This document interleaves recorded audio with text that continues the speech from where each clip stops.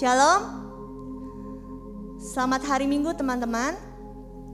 Selamat datang di GPMRI Worship Service.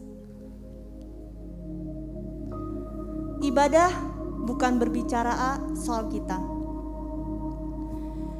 Ibadah bukan tentang apa yang kita bisa dapat. Ibadah berbicara soal Tuhan. Saat dimana kita mempersiapkan hati kita, menyediakan waktu khusus untuk bisa datang berjumpa pribadi lepas pribadi dengan Dia. Untuk kita bisa memuji, menyembah, mengagungkan namanya. Untuk kita mengingat kembali karya keselamatan yang Tuhan telah perbuat. Dan dengan rendah hati bisa juga untuk memohon ampun untuk setiap pelanggaran dosa kita. Saat dimana kita bisa mendengar firman Tuhan sebelum kita diutus kembali ke tempat dimana Tuhan telah percayakan kita. Mazmur 5 ayat 2-8. Berilah telinga kepada perkataanku ya Tuhan. Indahkanlah keluh kesahku. Perhatikanlah teriakku minta tolong, ya Rajaku dan Allahku. Sebab kepadamulah aku berdoa. Tuhan, pada waktu pagi Engkau mendengar seruanku. Pada waktu pagi aku mengatur persembahan bagimu. Dan aku menunggu-nunggu. Sebab Engkau bukanlah Allah yang berkenan kepada kefasikan. Orang jahat takkan menumpang padamu. Pembual tidak akan tahan di depanmu. Engkau membenci semua orang yang melakukan kejahatan. Engkau membinasakan orang-orang yang berkata bohong. Tuhan jijik melihat penumpah darah dan penipu. Tetapi aku, berkat kasih setiamu yang besar, aku akan masuk ke dalam rumahmu, sujud menyembah ke arah bait-Mu yang kudus dengan takut akan Engkau. Siapakah aku ini Tuhan, sehingga Engkau layakkan, Engkau undang untuk masuk ke dalam hadirat-Mu. Mari teman-teman, kita ambil waktu teduh sejenak. Kita merenungkan kembali firman ini tentang kasih setia Tuhan yang begitu besar dalam hidup kita. Sama-sama kita ambil waktu teduh.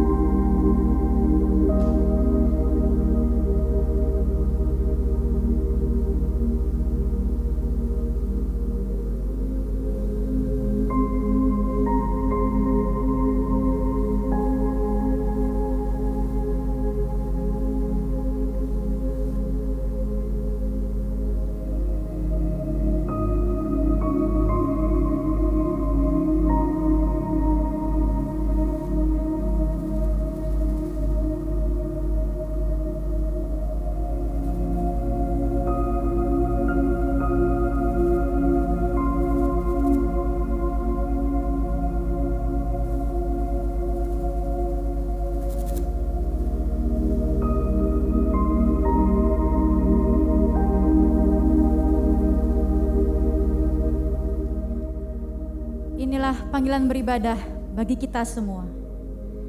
Oh God, You are awesome from your sanctuary.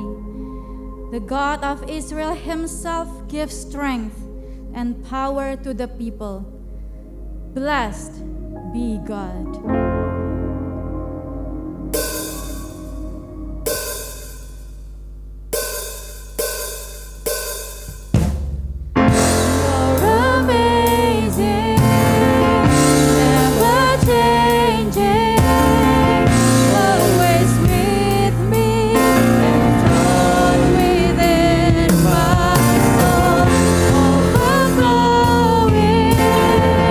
My heart over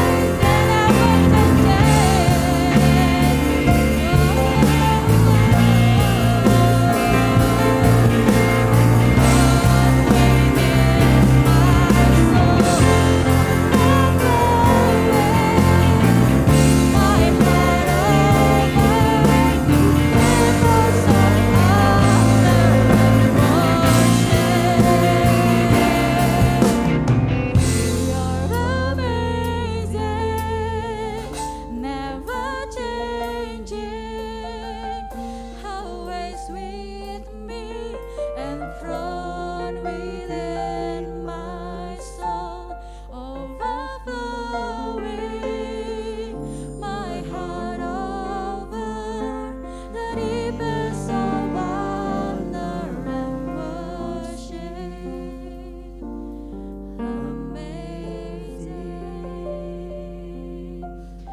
hadapan Tuhan yang selalu mempesona kita. Kita datang dengan pengakuan dosa kita. Amsal 28 ayat 13. Siapa yang menyembunyikan pelanggarannya tidak akan beruntung. Tetapi siapa mengakuinya dan meninggalkannya akan disayangi. Mari teman-teman semua kita mengambil waktu untuk mengakui semua dosa dan pelanggaran kita di hadapan Tuhan.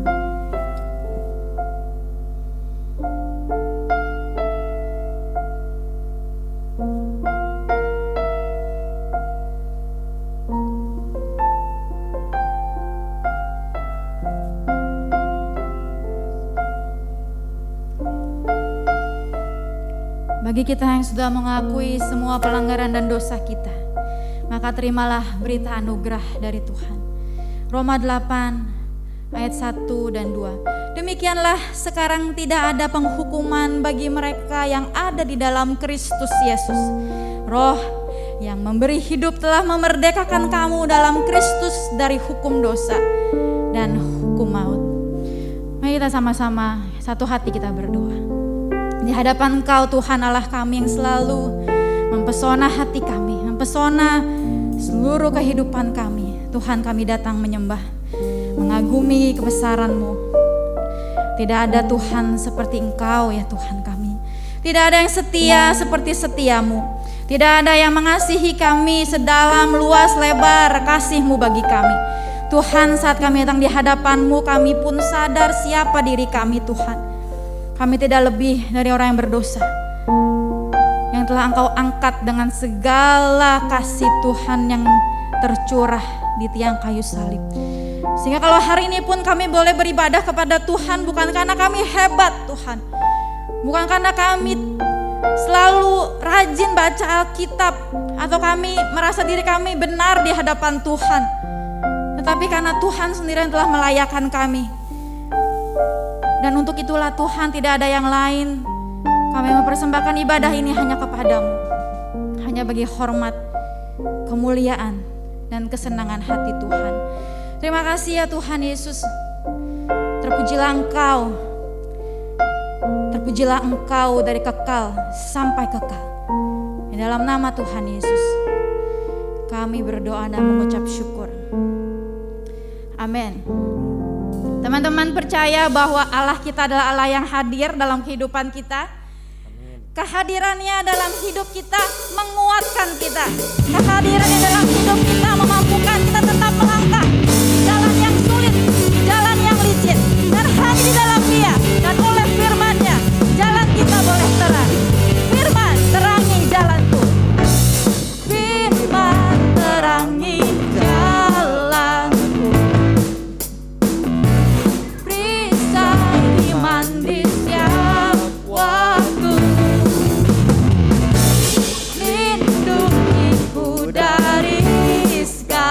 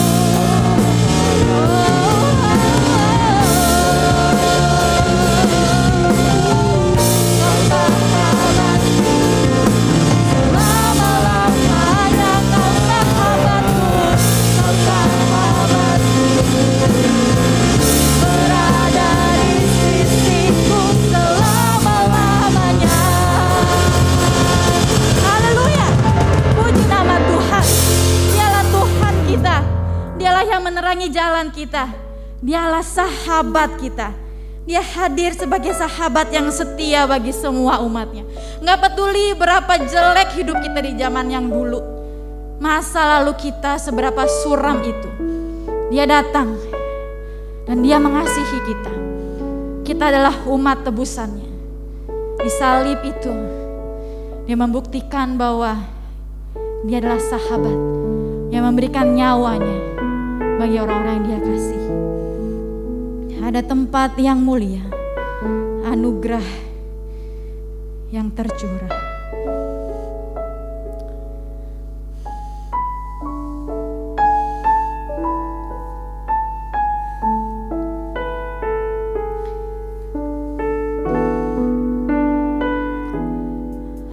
Ada tempat yang mulia, anugerah-Mu tercurah.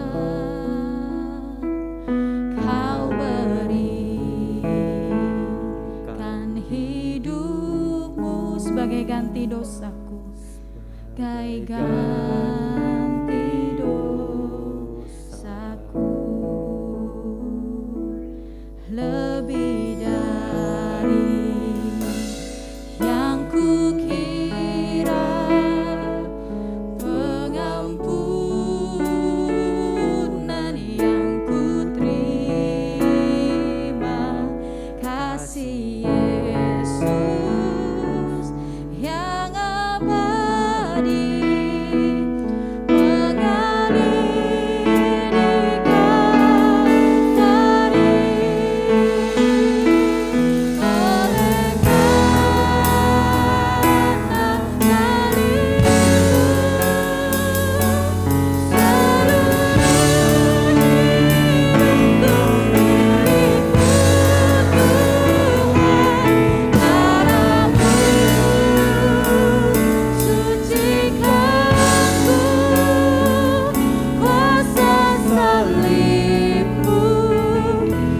Oleh karena mungkin saat ini kita udah lupa bahwa kita adalah umat tebusan Tuhan. Mungkin kita udah mulai melakukan apa yang menyedihkan hati Tuhan. Teman-teman, kita ditebus dengan darah yang mahal. Satu tempat yang mulia di atas bukit Golgota. Biarlah kita boleh terus ingat bahwa kita adalah umat tebusan Tuhan. Sehingga kita boleh hidup dengan gaya hidup orang-orang tebusan. Lebih dari yang kukira. Lebih dari yang kukira, pengampunan yang kuterima, kasih Yesus yang abadi mengalir di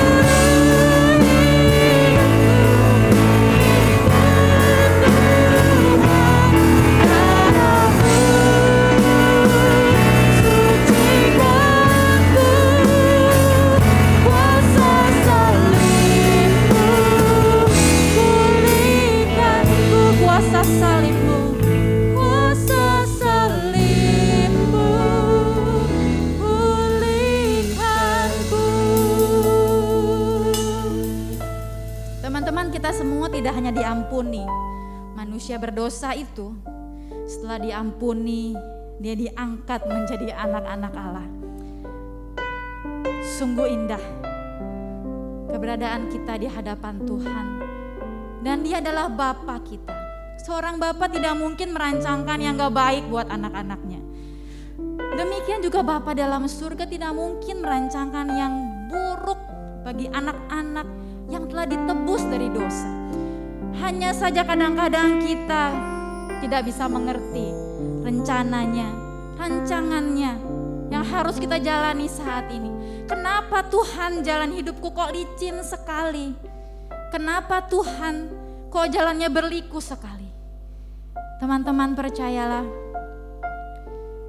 Tuhan punya rencana yang baik. Dan kita minta sama Tuhan untuk kita bisa mengerti rencananya. Panggil Dia, katakan Bapakku. Bapakku, ajaib segala rancangan-Mu.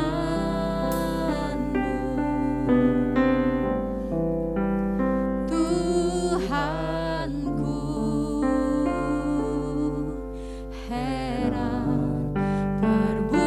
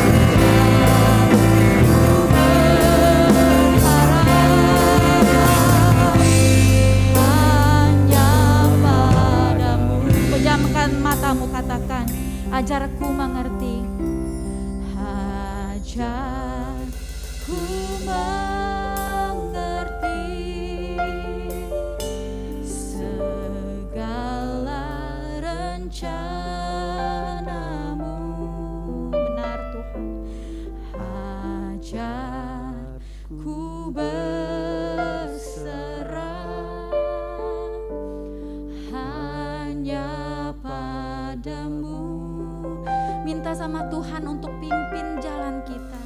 Pimpinlah jalanku dalam terang firman-Mu. Ajarku Tuhan, ajarku berharap hanya padamu. Pimpinlah jalanku dalam terang firman-Mu. Pimpinlah jalanku dalam terang firman-Mu. Ajarku berharap hanya padamu. Mari kita bersatu dalam doa. Bapa kami yang kami sembah dalam nama Tuhan Yesus Kristus. Sungguh Tuhan, kami hanya mau berharap kepada Engkau. Kami mau berserah kepada Engkau. Kami rindu Tuhan untuk mengerti jalan-Mu, rancangan-Mu yang telah Engkau sediakan bagi kami. Dan pada saat ini Tuhan, ketika kami hendak mendengarkan apa yang menjadi kebenaran firman Tuhan. Kayak berdoa Tuhan, kiranya hikmat-Mu yang menaungi pikiran kami, menaungi hati kami. Sehingga kami boleh mengenal Engkau lebih dalam lagi. Agar kami dapat mengasihi Engkau lebih sungguh lagi. Bapak, kami mau tunduk pada apapun yang firman-Mu ajarkan kepada kami. Dan biarlah firman yang kami dengar pada hari ini Tuhan, boleh sungguh-sungguh masuk ke dalam hati kami. Berakar, bertumbuh dan berbuah dalam hidup kami. Sehingga kami bisa menjadi pribadi-pribadi yang semakin menyenangkan Tuhan dan memuliakan Tuhan. Di dalam nama Tuhan Yesus Kristus, kami berdoa, kami mengucap syukur, dan kami berserah. Amin. Amin. Shalom, saudaraku yang dikasih dalam Tuhan. Hari ini kita akan merenungkan sebuah tema yang disebut dengan persevering in faith atau bertekun di dalam iman. Tapi sebelum kita masuk kepada perikop kita pada hari ini, saya ingin mengajak kita merenungkan bahwa di dalam kekristenan seringkali kita menemukan ada dua ekstrim pengajaran. Ekstrim pengajaran yang pertama mengatakan, oh kalau kamu jadi orang Kristen, kalau kamu mengikut Kristus, kamu harus berjaya, kamu harus sukses, kamu harus kaya raya. Karena kamu adalah anak raja, raja dari pencipta langit dan bumi, raja yang kaya. Kalau kamu kurang sukses, kalau kamu miskin, artinya kamu kurang beriman. Ini adalah pengajaran yang seringkali kita kenal dengan istilah teologi kemakmuran atau prosperity gospel. Dan kita mengetahui bahwa ajaran ini adalah ajaran yang keliru. Karena apa? Buktinya, faktanya kita menemukan banyak orang yang saleh, banyak orang yang sungguh-sungguh mengikut Tuhan, hidupnya juga biasa-biasa saja. Malah banyak orang yang kaya raya tapi hasil menipu, hasil korupsi dan hasil perbuatan jahat. Firman Tuhan tidak pernah menjanjikan, oh kalau kamu ikut Tuhan, kamu akan selalu sukses, selalu lancar, gak pernah ada masalah, selalu happy. Gak pernah. Sebaliknya firman Tuhan menjanjikan apa? Kalau kamu mau mengikut Kristus, kamu harus menyangkal diri, memikul salib, dan mengikut Kristus. Ikut Kristus gak gampang. Karena itu ada satu ekstrim pengajaran yang berikutnya yang mengatakan, oh kalau kamu ikut Kristus, kamu harus hidup sengsara. Kamu gak boleh happy-happy, kamu gak boleh ini, gak boleh itu, kamu gak boleh nonton bioskop, gak boleh makan enak, gak boleh main social media, wah apapun gak boleh. Jadi ngapain bertapa gitu di gunung? Padahal firman Tuhan dalam 1 Korintus pasal ke-10 23 sampai 24. Firman Tuhan melalui Paulus mengatakan segala sesuatu boleh, tapi bukan segala sesuatu berguna. Segala sesuatu boleh, tapi bukan segala sesuatu membangun. Jangan seorang pun mencari keuntungannya sendiri. Tetapi hendaklah tiap-tiap orang mencari keuntungan orang lain. Jadi ini bukan soal boleh nggak boleh. Tapi apakah yang kita lakukan mendatangkan manfaat, mendatangkan berkat, mendatangkan keuntungan bagi orang lain atau enggak. Jadi kalau kita yang penting saya hidup sengsara, saya bertapa di gunung, saya puasa 40 hari 40 malam. Tapi nggak ada orang yang terberkati melalui penderitaanmu, sia-sia. Jadi kita bisa mengatakan bahwa dua ekstrim ini, yang satu sisi harus sukses, yang satu gak boleh happy-happy harus sengsara, adalah pengajaran yang keliru. Sebaliknya, firman Tuhan mengajarkan dalam 2 Korintus 7 ayat yang keempat. Dalam segala penderitaan, aku sangat terhibur, kata Paulus. Dan sukacitaku melimpah-limpah. Loh, kok dalam penderitaan Paulus mengatakan aku sangat terhibur dan sukacitaku melimpah-limpah. Bukankah ini tidak masuk akal? Bukankah ini logikanya terbalik?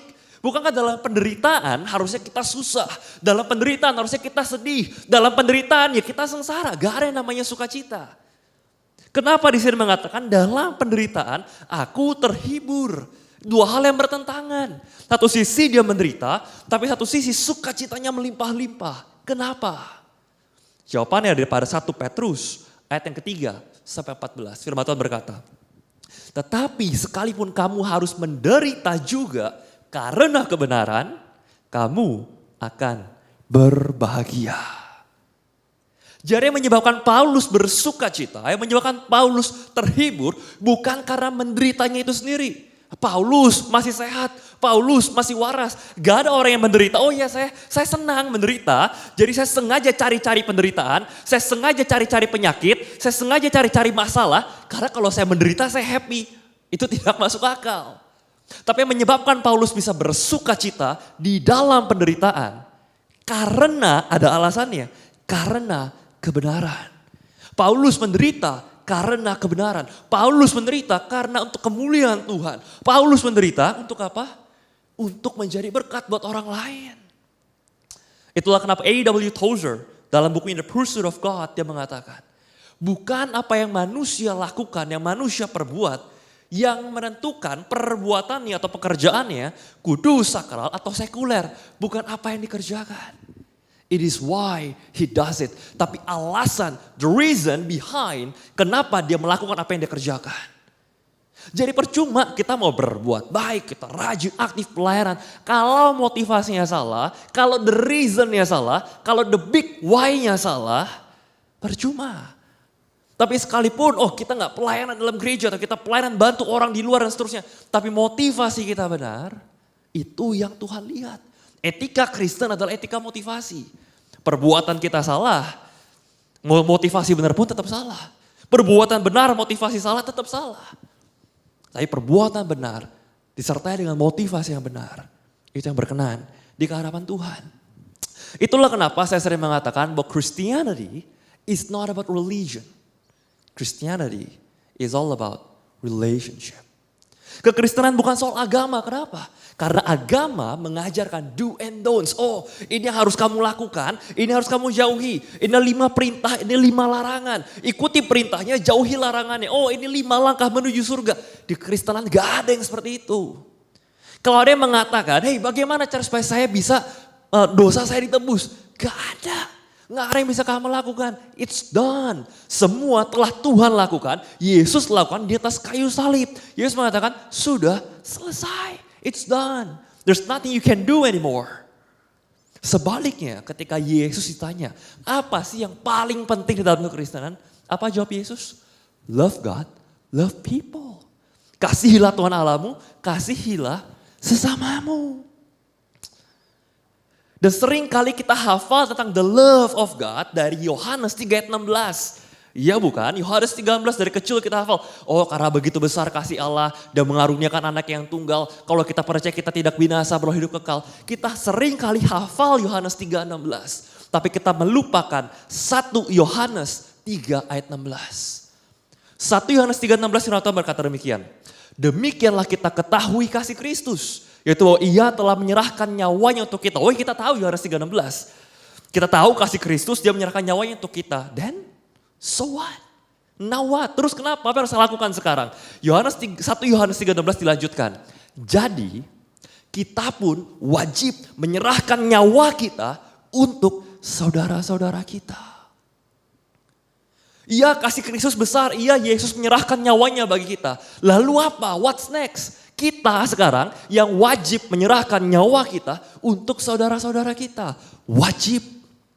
Dan seringkali kita mengabaikan ayat ini, kita cuma hafal Yohanes 3:16, kita lupa ada 1 Yohanes 3:16 yang juga memberitakan kita wajib menyerahkan nyawa kita untuk saudara-saudara kita.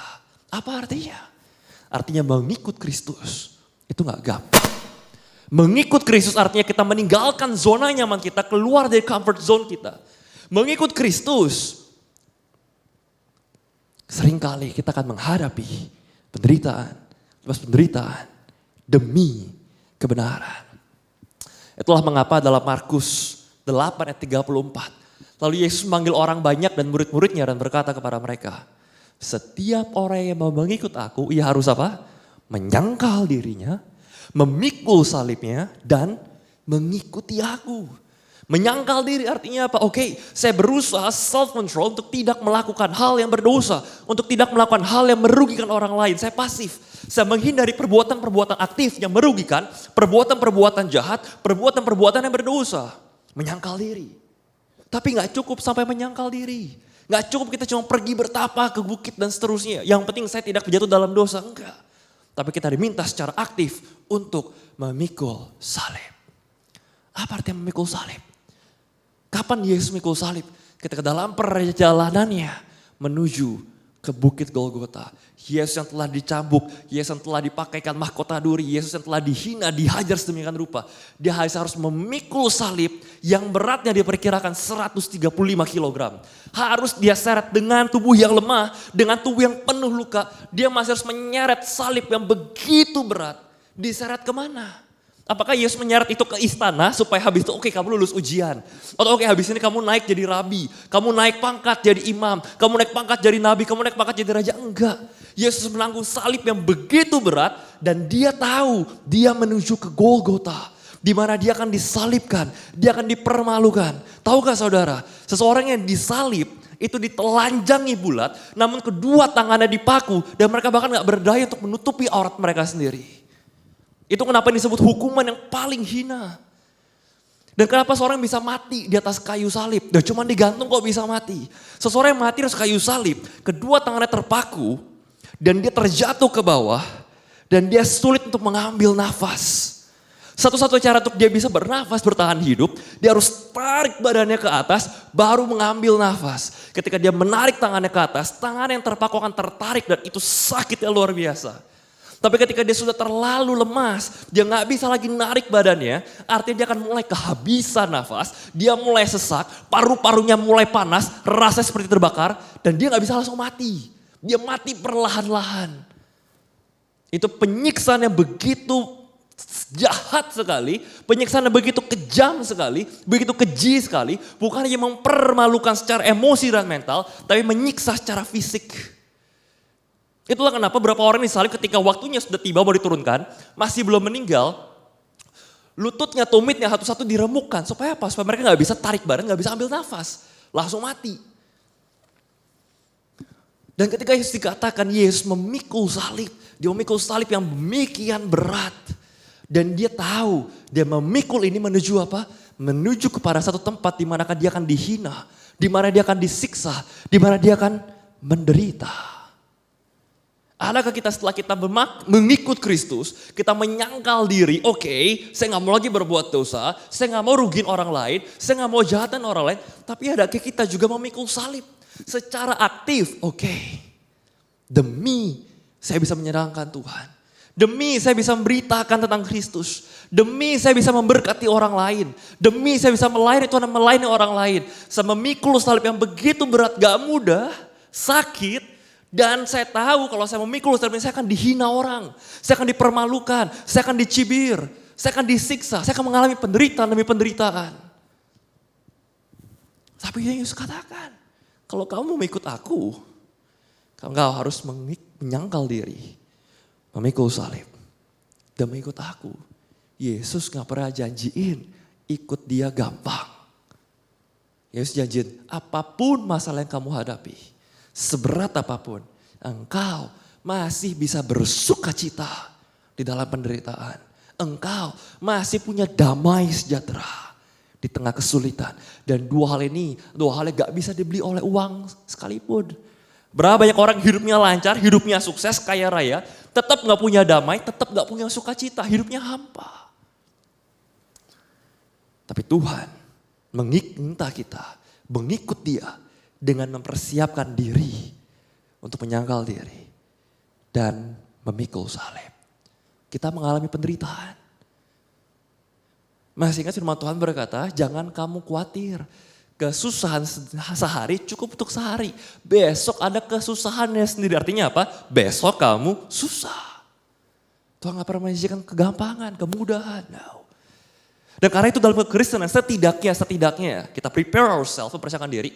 Ada setidaknya 2 jenis penderitaan yang akan kita hadapi sebagai orang Kristen. Jenis penderitaan pertama adalah penderitaan karena dosa. Penderitaan yang kita alami akibat konsekuensi dari dosa kita sendiri. Kita berbuat jahat, kita berbuat dosa dan kita menanggung konsekuensi dari dosa. Nah pertanyaannya, kalau Tuhan maha baik dan kata Tuhan maha pengampun. Dan Tuhan mengampuni seluruh dosa-dosa kita mulai kematian kayu salib. Kenapa Tuhan masih membiarkan dan mengizinkan kita mengalami penderitaan akibat konsekuensi dosa? Kan yang penting setelah berdosa kita datang minta ampun, Tuhan ampuni. Ya Tuhan ampuni. Tapi konsekuensinya Tuhan cabut? Enggak. Tetap ada itu konsekuensi dosa. Tetap ada penderitaan yang bisa kita alami akibat kesalahan perbuatan dosa kita sendiri. Mari kita baca dari Ibrani pasal yang ke-12 ayat 5 sampai ke-7. Dan sudah lupakah kamu akan nasihat yang berbicara kepada kamu seperti kepada anak-anak. Hai anakku, janganlah anggap enteng didikan Tuhan. Dan janganlah putus asa apabila engkau diperingatkan Dia. Karena Tuhan menghajar orang yang dikasihinya. Dan Ia menyesah orang yang diakuinya sebagai anak. So jika kamu harus menanggung pengajaran, Allah memperlakukan kamu seperti seorang anak. Di manakah terdapat anak yang tidak dihajar oleh ayahnya? Jadi betul kalau kita berdosa, kita datang minta ampun, Tuhan pasti mengampuni seluruh dosa kita. Tuhan mengampuni seluruh dosa kita di masa lalu. Tuhan bahkan sudah mengampuni seluruh dosa yang belum kita lakukan di masa depan. Semua sudah diampuni. Tapi bukan berarti gak ada konsekuensi. Bukan berarti gak ada akibat. Bukan berarti gak ada penderitaan akibat dari dosa kita, ada. Kenapa Tuhan mengizinkan? Itu cara Tuhan mendidik kita, cara Tuhan menghajar kita supaya kita bertobat. Kalau segampang, oke, saya berdosa datang minta ampun, diampuni. Lama-lama kita meremehkan dan merendahkan kasih karunia pengorbanan Tuhan. Lama-lama dengan mudah kita berbuat dosa saya enaknya tinggal datang minta ampun sama Tuhan beres kan. No, ada konsekuensi yang kita tanggung. Itulah kenapa C.S. Lewis dia mengatakan demikian. God whispers to us in our pleasures. Tuhan berbisik kepada kita melalui kenikmatan kita. He speaks in our conscience. Dia berbicara lewat hati nurani kita. But he shouts in our pain. Tapi Tuhan berteriak melalui penderitaan kita. Pain is God's megaphone to rouse the deaf-world. Penderitaan adalah megaphone.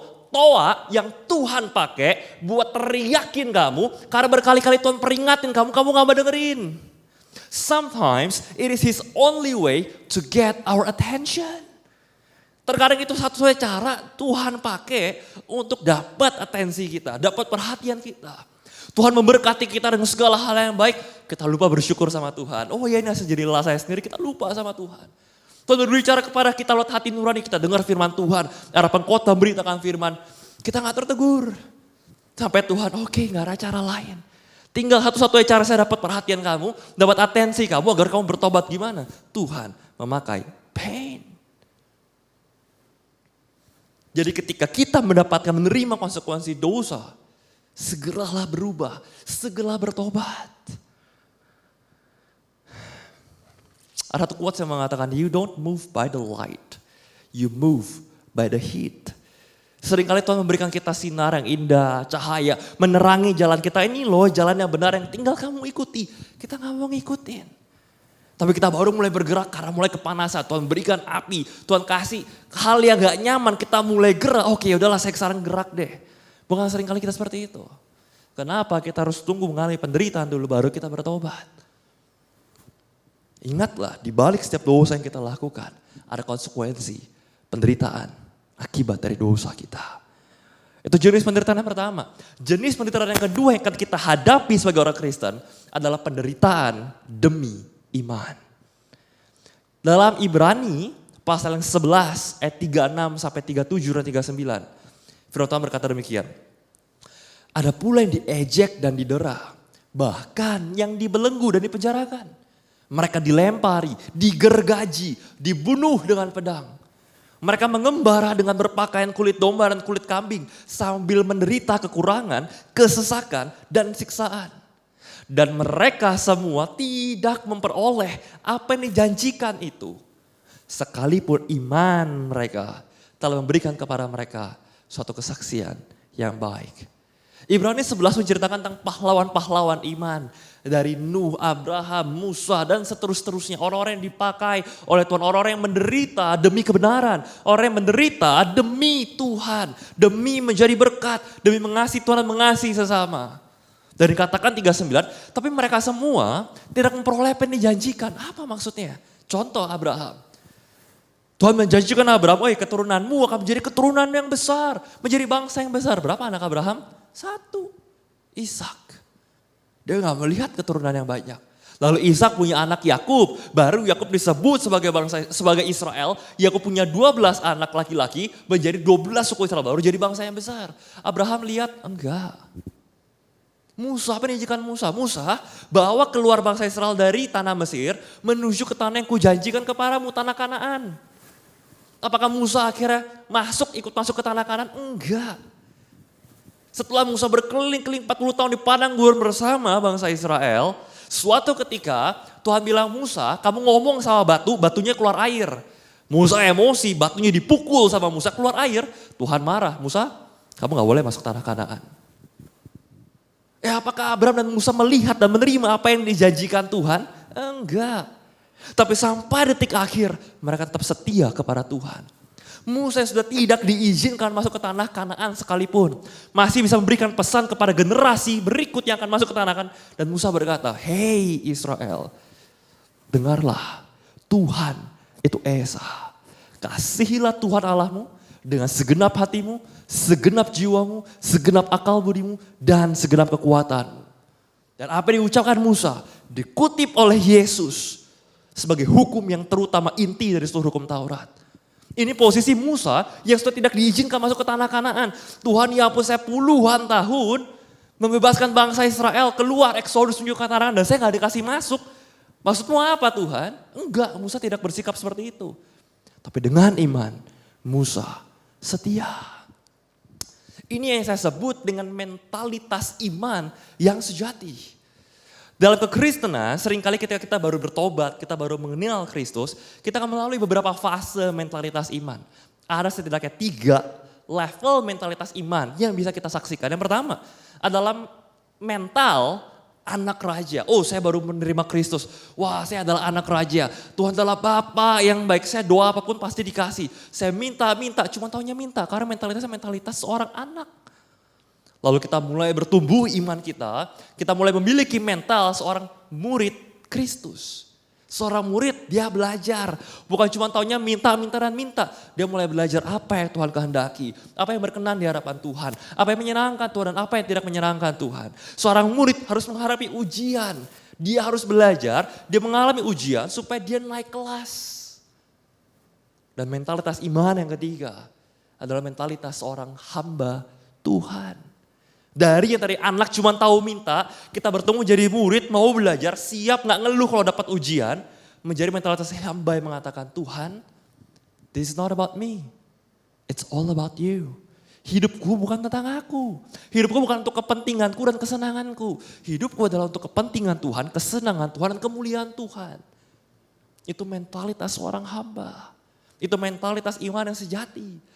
Sayangnya di Indonesia seolah-olah istilah hamba Tuhan hanya ditujukan kepada para gembala, pendeta, penginjil dan seterusnya. Padahal setiap kita anak-anak Tuhan, pengikut Kristus dipanggil untuk punya mentalitas iman seorang hamba. Dan mentalitas iman ini bertolak belakang dengan apa yang dipandang oleh dunia. Dunia memandang, oh kalau kamu cuma hamba levelmu paling rendah.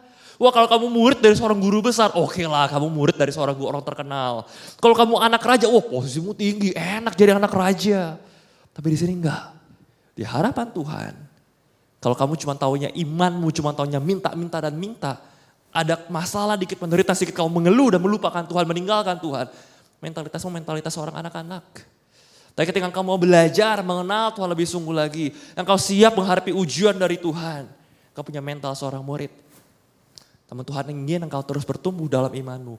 Tuhan ingin engkau bertekun dalam imanmu, sampai engkau bisa punya mentalitas seorang hamba. Karena itu yang dipandang tinggi oleh Tuhan, itu yang dimuliakan oleh Tuhan. Dan itu yang memuliakan Tuhan juga. Inilah 3 mentalitas iman. Ibrani 12 ayat 1 sampai 3 firman Tuhan mengatakan demikian. Karena kita punya banyak saksi. Siapa tadi pahlawan-pahlawan iman di Ibrani pasal 11. Dari Nuh, Abraham, Musa dan seterusnya. Karena itu, karena sudah begitu banyak pahlawan-pahlawan iman yang menjadi saksi. Marilah kita juga meninggalkan semua beban dan dosa yang begitu merintangi kita. Dan berlomba dengan tekun dalam perlombaan yang diwajibkan bagi kita. Mengapa kita perlu punya mentalitas seorang hamba? Mengapa kita melayani? Mengapa kita rela berkorban demi Tuhan? Rela menyangkal diri, memikul salib demi Kristus. Bukan tanpa tujuan, tapi karena kita sedang menjalankan satu perlombaan dengan tekun. Paulus mengatakan, aku bukan pelari yang berlari tanpa tujuan. Aku bukan petinju yang sembarangan shadow boxing, meninju tanpa tujuan. Bukan, aku berlari dengan tujuan. Dan mengapa kita menyangkal diri, memikul salib, berusaha berela berkorban, melayani Tuhan demi mengasihi sesama. Karena kita dalam perlombaan dan kita punya tujuan. Apa tujuannya? Ayat yang kedua firman Tuhan berkata, marilah kita melakukannya dengan mata yang tertuju pada Yesus. Yang memimpin kita dalam iman dan membawa iman itu kepada kesempurnaan. Kenapa mata kita tertuju kepada Yesus? Yang dengan mengabaikan kehinaan, tekun memikul salib, ganti sukacita yang disediakan bagi Allah. Yang sekarang duduk di sebelah kanan tahta Allah. Apa yang menjadi motivasi dan tujuan kita? Ingat tadi etika Kristen bukan hanya soal perbuatan. Percuma kita nyangkal diri, percuma kita mikul salib kalau motivasi dan tujuan kita tidak tepat. Tapi Ibrani 12 ayat 2 memberikan tujuan kepada kita, memberikan motivasi kepada kita. Mengapa kita berlomba dengan tekun sedemikian rupa? Mengapa kita rela berkorban berjuang sedemikian rupa? Karena Yesus. Karena Yesus yang terlebih dahulu memikul salib demi kita. Karena Yesus terlebih dahulu berkorban demi kita. Dan sekarang sebagai orang-orang yang telah ditebus dan diselamatkan Tuhan. Kita berjuang sedemikian rupa untuk Yesus. Untuk kemuliaannya. Untuk mengasihi dia. Agar orang-orang juga bisa menikmati kasih Kristus. Lewat pengorbanan dan penderitaan kita. Dan ayat yang ketiga. Ingatlah selalu akan dia. Ingatlah akan Yesus yang tekun menanggung bantahan yang sehebat itu terhadap dirinya dari pihak orang-orang berdosa. Supaya jangan kamu menjadi lemah dan putus asa. Ingatlah seberat apapun penderitaan, rintangan, kendala, masalah yang kita hadapin. Karena kita memikul salib, karena kita berjuang demi Kristus. Karena kita rindu menjadi berkat dan berkat Kristus. Ingatlah seberat apapun itu. Yesus sudah pernah mengalami semuanya. Yesus juga pernah dihina, dia disiksa, dia direndahkan, dia difitnah. Sehingga setiap kali kita mengalami hal yang sama, ketika kita direndahkan, ketika kita dihina, kita difitnah, kita disiksa, kita disakiti, kita bisa datang kepada Yesus. Dia ngerti semua yang kita alami. Bahkan Roma 5 ayat 3-5 mengatakan, dan bukan hanya itu saja. Kita justru malah bermegah dalam kesengsaraan kita loh. Orang bermegah tuh dalam kebahagiaan, bermegah tuh berbangga dalam kesuksesan. Ini bermegah dalam kesengsaraan kita, dalam penderitaan. Kenapa? Karena kita tahu bahwa kesengsaraan itu menimbulkan ketekunan. Dan ketekunan menimbulkan tahan uji. Dan tahan uji menimbulkan pengharapan. Dan pengharapan tidak mengecewakan. Perhatikan kalimat berikut saudara-saudara. God is more interested in your character than your comfort. Tuhan jauh lebih tertarik pada pertumbuhan karaktermu, pada buah-buah roh dalam hidupmu dari sekedar kenyamananmu. Karena itulah kita bisa bermegah. Kenapa? Karena lewat kesengsaraan kita, lewat penderitaan kita karena kebenaran dengan motivasi bagi Kristus. Kita bisa bertekun, kita tahan uji, kita punya karakter yang bisa kita banggakan dan dibanggakan oleh Tuhan. Karena kenyamanan kita, harta kekayaan kita nggak hari kita bawa setelah kita meninggal. Satu-satu yang kita bawa adalah diri kita dan karakter kita, buah-buah roh kita. Semua perbuatan kita yang kita lakukan di bumi itu akan diperhitungkan oleh Tuhan. Dan Ibrani 11 ayat 6 mengatakan, and without faith it is impossible to please God. Tanpa iman mustahil seseorang bisa menyenangkan Tuhan. Kenapa kita mau rela menderita? Kenapa kita mau membentuk karakter kita di hadapan Tuhan? Karena iman. Tanpa iman gak mungkin, mustahil kita bisa menyenangkan Tuhan. Dan Yakobus berkata, tunjukkan imanmu kepadaku tanpa perbuatan. Dan aku akan menunjukkan kepadamu imanku dengan perbuatan-perbuatanku. Saudaraku yang terkasih, seberapa lama kita mengaku kita adalah orang Kristen, kita orang yang beriman di hadapan Tuhan. Tapi ketika Tuhan mengizinkan penderitaan terjadi dalam kehidupan kita, ketika Tuhan hendak membentuk karakter kita, adakah kita dengan rendah hati, dengan mentalitas orang hamba, Tuhan, it's not about me. It's not about my comfort. Ini bukan soal kenyamananku. It's all about you. Sekalipun aku menderita karena kebenaran, aku berbahagia Tuhan. Aku bermegah dalam kesengsaraanku karena itu membentuk karakterku, itu membentuk imanku. Dan aku tahu itu menyenangkan Tuhan. Adakah? Mari kita tundukkan kepala kita. Kita berdoa di hadapan Tuhan. Bapa di dalam surga, Engkau yang paling mengetahui dalam lubuk hati kami yang terdalam. Adakah kami telah sungguh-sungguh bertekun dalam iman? Adakah kami menjalani kehidupan kami sebagai pengikut Kristus hanya untuk mencari kenyamanan diri kami? Hanya untuk mencari kepentingan diri kami, kesenangan kami? Bahwa Tuhan gak lebih dari sekedar masjid mengabul permintaan yang kami datang hanya untuk minta dan minta? Atau adakah Tuhan kami membuktikan iman kami lewat perbuatan kami? Adakah Tuhan kami rela berkorban, rela menempuh hal yang susah sekalipun, menderita sekalipun, sengsara sekalipun, untuk menjadi berkat bagi orang lain, untuk melayani orang lain, untuk melayani Tuhan, untuk kesenangan, untuk kemuliaan Tuhan. Ampuni kami Tuhan, kalau seringkali kami masih menjadi pengikut-pengikut Kristus yang egois, yang hanya memanfaatkan Tuhan semata untuk diri kami. Tapi hari ini Tuhan, kami rindu untuk sungguh-sungguh mengikut Kristus. Kami telah menyaksikan apa yang dilalui oleh para pahlawan-pahlawan iman. Mereka begitu setia kepada Tuhan. Dan kami juga rindu Tuhan, di balik setiap apapun yang kami hadapi, kami boleh punya mentalitas iman seorang hamba yang selalu memprioritaskan Tuhan, memberikan yang terbaik untuk Tuhan dalam setiap kehidupan kami. Karena kami tahu Tuhan, tanpa iman mustahil untuk kami bisa menyenangkan Engkau. Dan kami akan membuktikan iman kami lewat perbuatan-perbuatan kami, lewat pelayanan-pelayanan kami, lewat hidup kami yang kami dedikasikan sepenuhnya untuk Tuhan. Ini doa kami Tuhan. Hanya di dalam nama Tuhan Yesus Kristus kami telah berdoa. Amin.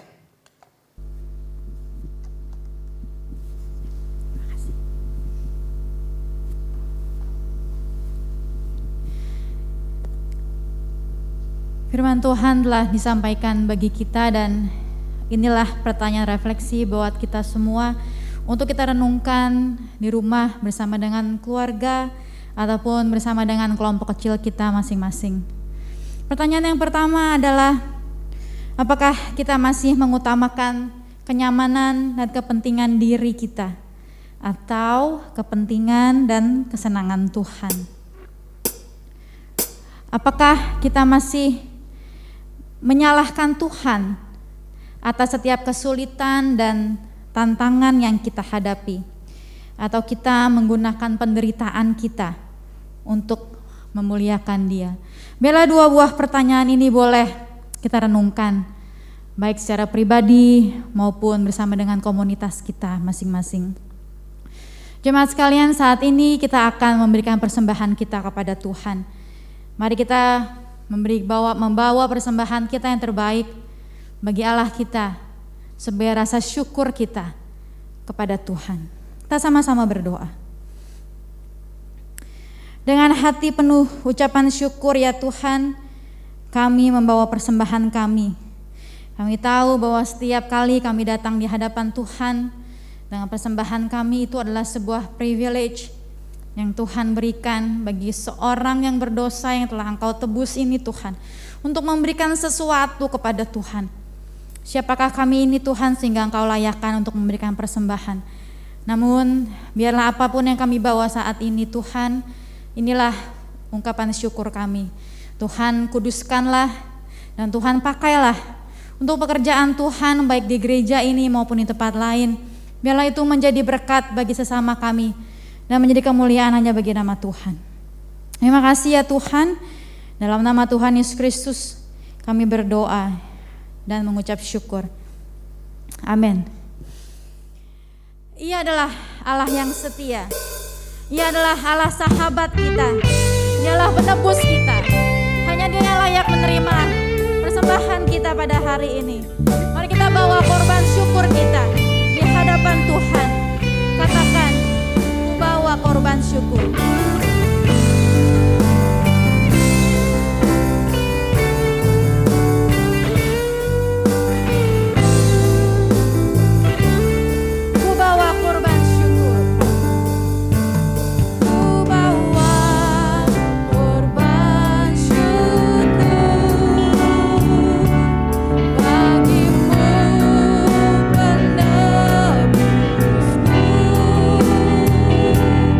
Karya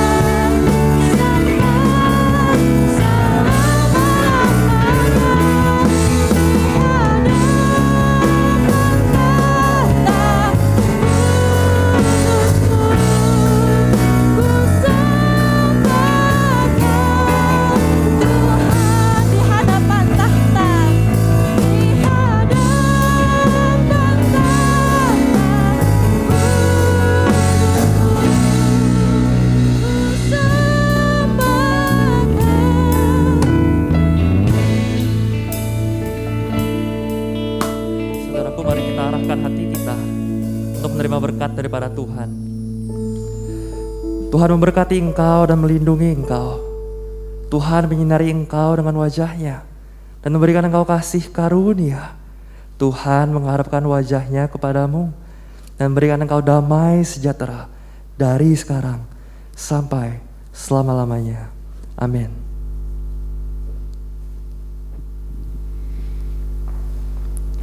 Ibadah kita hari ini sudah selesai. Kita bersyukur dan biarlah ibadah itu boleh selesai, tetapi terus boleh berjalan dalam kehidupan kita sehari-hari.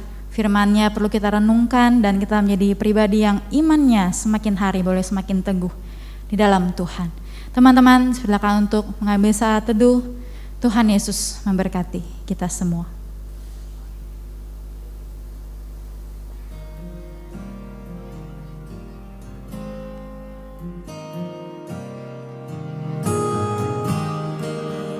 Amin.